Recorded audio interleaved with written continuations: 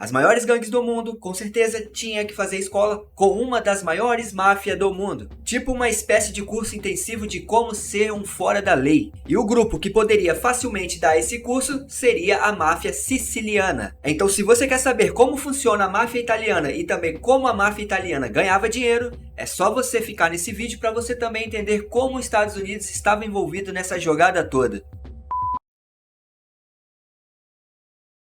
Fala galerinha boa, cheguei no estilo Taco Bell e pra quem não me conhece, eu me chamo Thiago Bertolino, seja bem-vindo ao meu canal, sou eu Bertolino. Você está muito prestes a ver como surgiu a máfia italiana, um grupo criminoso que costumava agir com muita violência por onde passava, e que sua influência foi tão forte que chegou ao ponto de atravessar o Atlântico. Portanto, meu amigo, uma dica muito forte que eu te dou agora, para de ficar olhando pro meu bigode e foca na história. Porque criança tem que ter paz, senão ela cresce doida. E antes da gente embarcar nessa história, eu peço que você já venha deixando o seu like aí pra ajudar a gente. E também, caso não seja inscrito, se inscreva no canal, dá essa moral pra gente aí, valeu? Então agora eu acredito que você já esteja pronto para ver um pouco dessa história da máfia siciliana. Então bora conhecer um pouco dessa história da máfia siciliana que ocorreu lá na Itália? Chegou a hora de falar um pouco da máfia que ficou conhecida por ter uma influência muito forte, não só na Itália, mas também nos Estados Unidos. E pra gente entender um pouquinho melhor essa história, que de fato é uma das histórias que relata uma das máfias mais perigosas do mundo, eu vou precisar te levar lá pra Sicília. Vamos conhecer um pouquinho desse lugar aí, valeu? Essa ilha, que na época era povoada por invasores estrangeiros, mostra na verdade que na época o governo era impotente e não fazia questão nenhuma de combater os invasores daquela terra. No século XIX, aquele pedacinho de terra, aquela ilhota, era uma terra de ninguém. Uma verdadeira terra sem lei, meu amigo. Tipo o meu Rio de Janeiro aqui, meu parceiro. Rio de Janeiro é terra de ninguém. Vem aqui pra tu ver como é que é. Se vir, vai perder grandão, hein? Brincadeira, Rio de Janeiro é uma terra maravilhosa, não vai perder nada. Mas foi o grupo siciliano que, ao perceber a fragilidade do governo perante os invasores, esse grupo viu uma pequena oportunidade, ou melhor, uma grande oportunidade. E uma oportunidade muito boa de fazer um ganho de capital. Sendo assim, esse grupo tinha uma estratégia em mente muito bem esquematizada, que basicamente era criar uma segurança privada. Mas bem que podemos considerar também um exército privado. Então se liga mais ou menos como esse grupo agia, como a máfia siciliana agia. Esse grupo chegava na população e falava: olha, tá cheio de invasores aí com o intuito de bagunçar o sistema. Mas pode ficar tranquilo que eu e o meu bonde estamos aqui para manter a ordem. Mas aí, na moral mesmo, eu e você sabemos que não é bem assim. Pois essa segurança tinha um preço. Na verdade mesmo, tinha um alto preço. Mas se você que está me assistindo e ainda não entendeu a complexidade disso, eu vou te explicar melhor. Estamos falando de um tipo de extorsão na cara dura, meu amigo. Então aquela pequena ilha tem história para contar em relação aos invasores. Pois durante séculos a Sicília, que podemos dizer que é uma ilha no mar Mediterrâneo, e o continente europeu, ali naquele mar italiano, tinha como seus líderes, na sua grande maioria, governantes invasores. Tanto é que os fenícios, romanos, árabes, franceses e até mesmo os espanhóis fizeram questão de tirar uma casquinha daquele lugar. Todo mundo se apossou desse lugar. Por isso, é preciso eu contar essa história para você entender como é que surgiu a máfia italiana. E vale destacar aqui também que esses grupos de invasores costumavam ser bem violentos. E foi dessa própria localidade que esses grupos surgiram, que mais tarde ficaram conhecidos como clãs ou famílias. E eles desenvolveram seu próprio sistema de justiça. Então você está prestes a ver o nascimento desse grupo. Eles eram bem organizados e tinham seu próprio código de conduta. Nascia ali uma das maiores organizações criminosas do mundo, a máfia siciliana. Eu falei máfia organizada e também mais perigosa do mundo também. Temos que destacar isso aqui, é claro, né? Mas se você quiser que eu seja mais carinhoso, eu posso trocar o termo máfia italiana por um termo mais light, que é o termo família criminosa. Pra não ficar feio pra ninguém aqui, beleza? Tá legal. A verdade mesmo é que essa pequena ilha acabou mostrando para o mundo um grupo mafioso que costumava agir também com muita violência. E mais uma vez repetindo, seu objetivo era único e exclusivo: a extorsão em troca de proteção.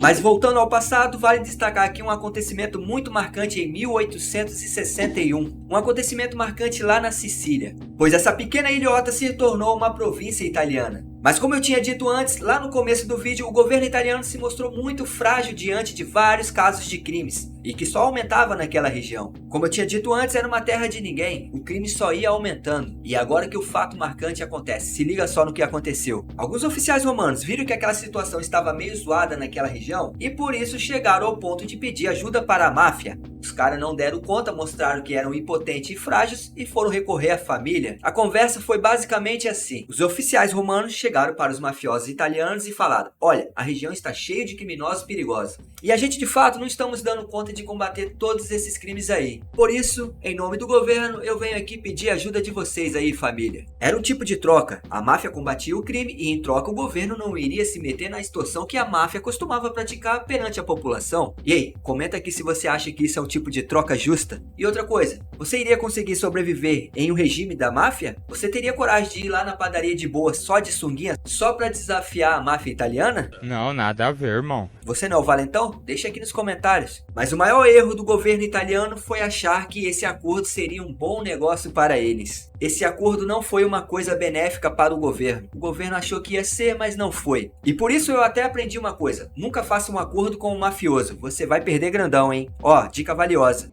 Já avisei pra vocês isso. E agora você vai entender por que, de fato, esse acordo foi um erro. Pois a influência da máfia cresceu tanto naquele lugar, mas tanto, que em 1920 o Mussolini viu aquilo tudo e falou: pô, tem coisa errada aí, esses caras estão querendo mandar mais que a gente. Mussolini, de fato, percebeu que o governo estava perdendo o controle de toda aquela situação ali. Aquela região já não estava pertencendo ao governo, e sim à máfia. Se antes o governo tinha um problema com os invasores, no qual eu tinha dito antes, o problema se tornou muito maior, meu amigo, pois a máfia siciliana cresceu e ficou muito forte. Pois bem, o Mussolini lançou uma repressão brutal aos mafiosos, pois o próprio Mussolini temia que isso poderia comprometer o seu regime fascista. O ditador viu que ele estava perdendo território naquela região ali e falou: ó, vamos acabar com geral lá, senão vai dar muito ruim pro meu regime aqui.